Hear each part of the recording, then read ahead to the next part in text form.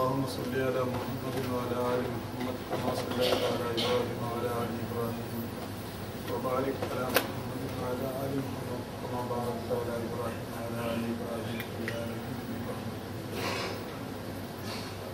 أما بعد فإن خير الكلام كلام الله وخير الهدي هدي محمد صلى الله عليه وسلم وشر الأمور محدثاتها وكل بدعة ضلالة. أيها الإخوان أوصيكم وإياي بتقوى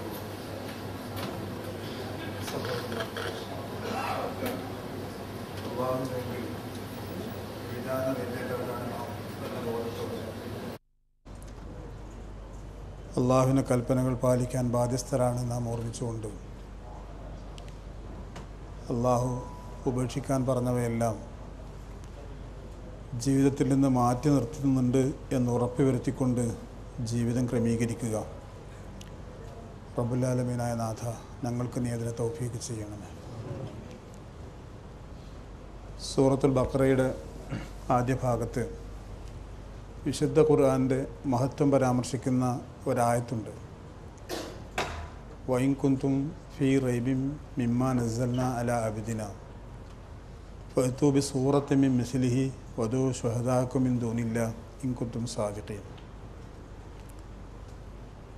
വഇൻ കുന്തും ഫീ റൈബിൻ, നിങ്ങൾക്ക് സംശയമുണ്ടെങ്കിൽ, മിമ്മാ നസ്സൽനാ അലാ അബ്ദിനാ, നാം നമ്മുടെ അടിമക്ക് ഇറക്കിക്കൊടുത്ത അവതരിപ്പിച്ച ഈ വിശുദ്ധ ഖുർആൻ്റെ വിഷയത്തിൽ നിങ്ങൾക്ക് സംശയമുണ്ടെങ്കിൽ, എന്ന് വെച്ചാൽ വിശുദ്ധ ഖുർആൻ അള്ളാഹുവിൻ്റെ വചനമാണ് എന്ന സത്യത്തെ നിങ്ങൾ സംശയിക്കുന്നുവെങ്കിൽ, ഫഅ്തൂ ബി സൂറത്തിൻ മിൻ മിസ്ലിഹി, ഇതുപോലത്തെ ഒരു അധ്യായമെങ്കിലും നിങ്ങൾ കൊണ്ടുവരിക. വദൂ ശുഹദാഅക്കും മിൻ ദൂനില്ലാഹ്, അള്ളാഹുവിന് പുറമെ നിങ്ങൾക്ക് ലഭിക്കുന്ന സഹായികളെല്ലാം വിളിക്കുകയും ചെയ്തോളൂ. ഇൻ കുന്തും സ്വാദിഖീൻ, നിങ്ങൾ പറയുന്നത് നേരാണെങ്കിൽ, സത്യമാണെങ്കിൽ.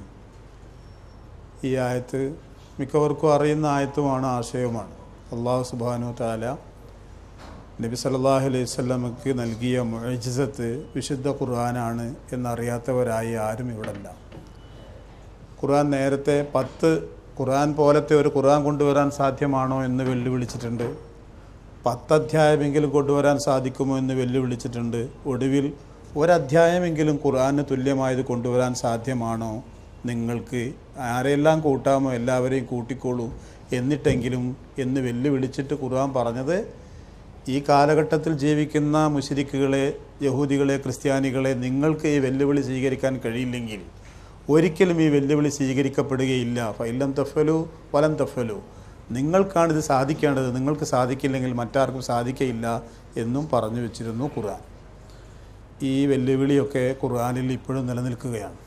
എന്ന് വെച്ചാൽ വിശുദ്ധ ഖുർആൻ മുഅ്ജിസത്താണ്, വിശുദ്ധ ഖുർആനിൽ ഇജാസ് ഉണ്ട് എന്നാണ്, അമാനുഷികതയുണ്ട്, മനുഷ്യൻ്റേതല്ല അത് എന്നത് ഖുർആൻ കൊണ്ട് തന്നെ സ്ഥിരപ്പെടുന്ന വിഷയമാണ് എന്നാണ്.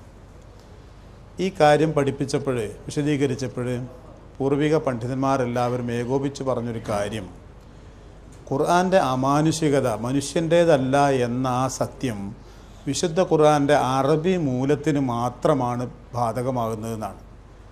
എന്നുവെച്ചാൽ ഈ വെല്ലുവിളിയും ഈ മഹത്വവും വിശുദ്ധ ഖുർആൻ്റെ ഒരു ഭാഷയിലുള്ള പരിഭാഷക്കും ബാധകമല്ല എന്നാണ്.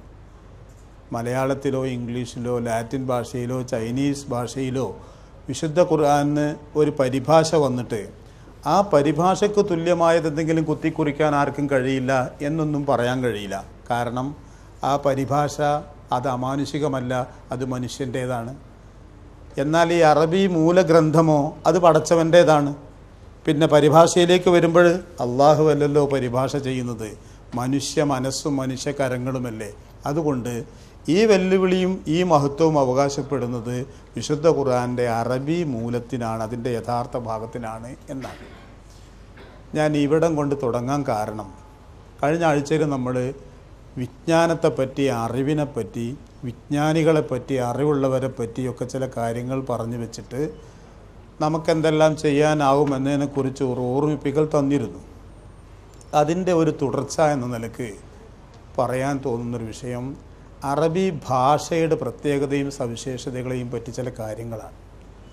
എന്തേ അങ്ങനെ ഒരു വിഷയം തിരഞ്ഞെടുക്കാൻ കാരണം എന്ന് ചോദിച്ചാൽ, ഞാൻ അങ്ങനെ ഒരു വിഷയം സംസാരിച്ചിട്ടില്ല പ്രത്യേകമായി എന്ന് തോന്നുന്നു. ചില വിഷയങ്ങൾക്കിടയിൽ പറയുകയല്ലാതെ പ്രത്യേകമായി അങ്ങനെ പറഞ്ഞില്ല എന്ന്.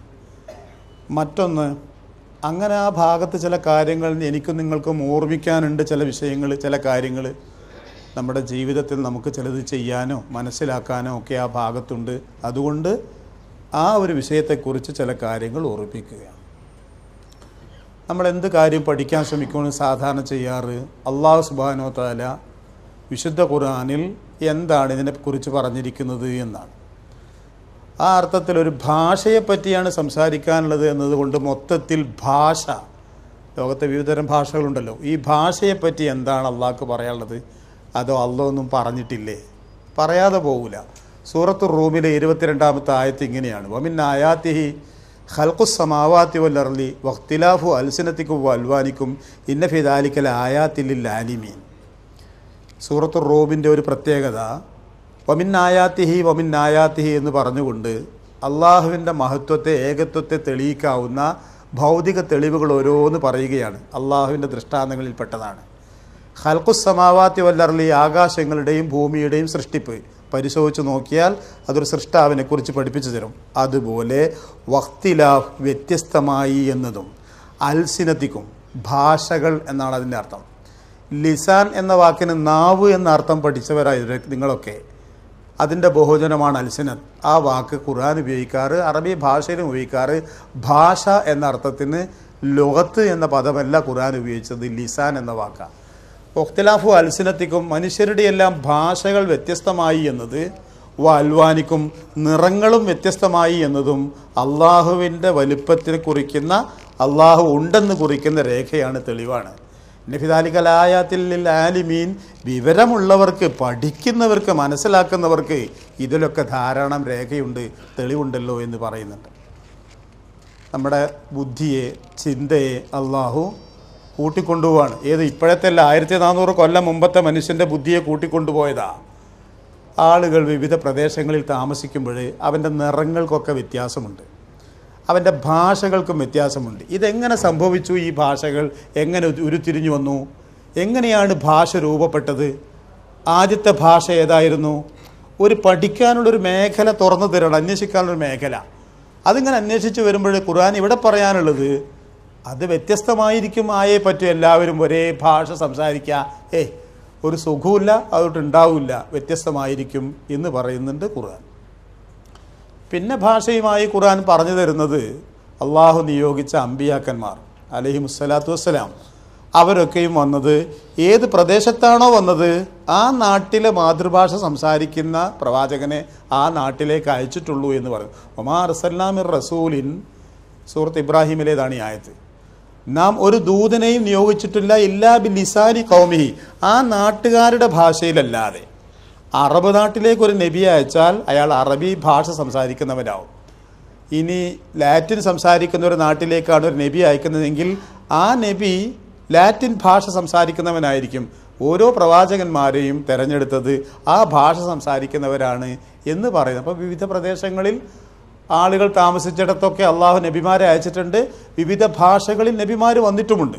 അങ്ങനെയാണ് ഖുർആൻ പറഞ്ഞത്. ഖുർആൻ അതിൽ 25 പേരെ പറ്റി മാത്രമേ പറഞ്ഞു തന്നിട്ടുള്ളൂ എന്ന് മാത്രം. പിന്നെ ഖുർആൻ പറഞ്ഞിരുന്നൊരു കാര്യം, മനുഷ്യരെ നിങ്ങൾക്ക് മാത്രമൊന്നുമല്ല ഈ ഭാഷ എന്ന് പറയുന്നത്, ആശയവിനിമയം നടത്താനുള്ള ഭാഷ എന്നത് പറവകൾക്കും ജീവികൾക്കുമൊക്കെ ഉണ്ട് എന്നൊരു പരാമർശമുണ്ട് സൂറത്തു നംലിൽ. ദാവൂദ് നബി അലൈഹി സ്വലാമിൻ്റെ പിൻഗാമിയായി സുലൈമാൻ നബി അലൈഹി സ്വലാം വന്നു. വരിസ സുലൈമാനു ദാവൂദ യാ യുഹന്നാസ്, അദ്ദേഹം ജനങ്ങളോട് പറയുന്നുണ്ട്, ഒല്ലിംന, നമുക്ക് പഠിപ്പിക്കപ്പെട്ടിരിക്കുന്നു, മന്തിഖത്വൈർ, പറവകളുടെ സംസാരം പഠിപ്പിക്കപ്പെട്ടിരിക്കുന്നു എന്ന് പറയുന്നുണ്ട്.